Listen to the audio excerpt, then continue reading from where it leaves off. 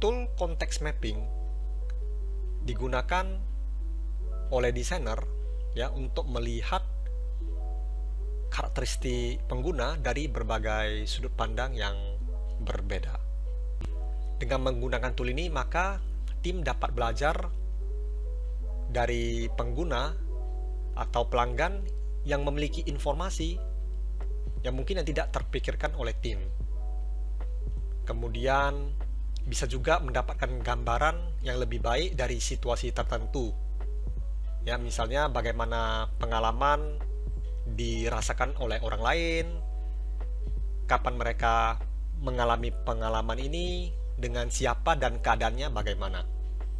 Nah, jadi prinsipnya adalah pengetahuan adalah informasi ditambah keadaan. Artinya untuk mendapatkan pengetahuan yang sebenarnya, keadaan itu perlu diketahui. Dengan menggunakan tool ini, maka kita bisa memberikan pengetahuan tambahan kepada tim desain, kemudian bisa mengamati juga pengguna atau pelanggan dalam pengalamannya sehari-hari, serta membuat apa yang sebelumnya masih samar-samar menjadi lebih jelas.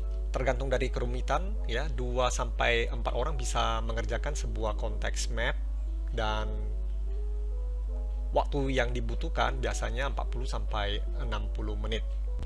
Tool yang digunakan membutuhkan kertas, pulpen, kamera, dan papan tulis. Namun dalam pembelajaran ini kita menggunakan template Microsoft Word ya sebagai tool alternatif. Berikut ini adalah template dari context mapping.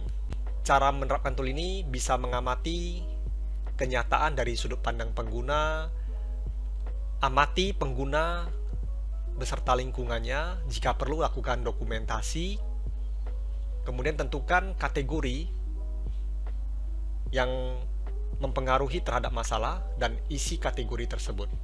Contohnya di sini lingkungan, demografi, tantangan, ekonomi, dan efisiensi. Kemudian amati pengguna tersebut dari berbagai kategori atau konteks yang telah didefinisikan. Tuliskan pengetahuan atau hasil pengamatan ke dalam masing-masing kategori ini. Contohnya, pengguna transportasi Ricky sebagai persona. Nah, maka lingkungan yang terkait dengan Ricky tadi misalnya ya, si Ricky menyewa kamar kos, kemudian dia bekerja sebagai cleaning service. Berikut template context mapping ya yang masih kosong. Kemudian ini contoh yang telah diisi dengan sampel data.